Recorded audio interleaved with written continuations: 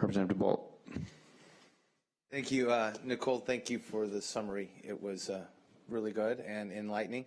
One of the things that I want people to understand is this bill is about reducing the amount of carbon in our atmosphere, reducing the amount of carbon in Washington State, but using an incentive.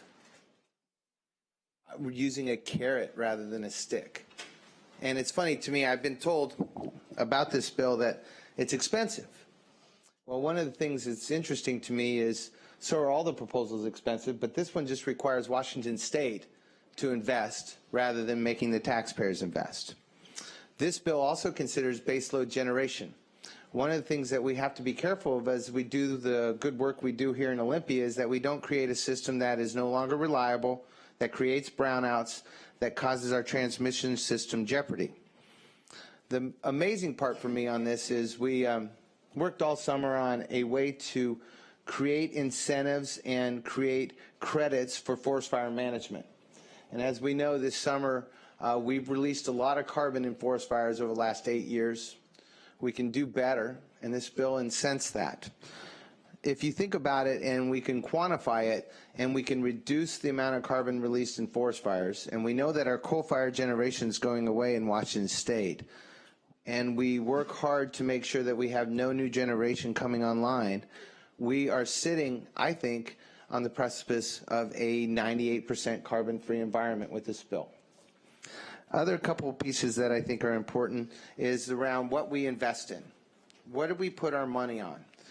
You know, it's important for the state to understand that if you pick a technology, if you pick a winner and a loser, then we have problems. And I can point to canola oil as a problem. I can point to choosing technologies that don't necessarily fit as a problem. But what this does is it creates incentive and it creates an open playing field, whether it's geothermal investment or wind investment or solar investment or micro generation investment or distributed investment.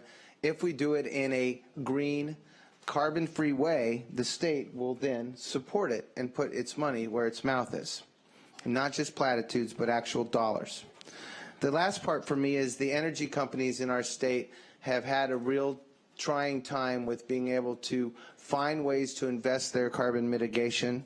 What we've used is the electrical vehicle system that we have in Washington State today to give them the opportunity to invest into their own territories and their own ratepayers an EV system that will work for them and be more flexible. So one of the things that I will say in closing on this bill is it's not perfect. Yes, it is based on the idea of tax incentives, and I know some parties have problems with tax incentives.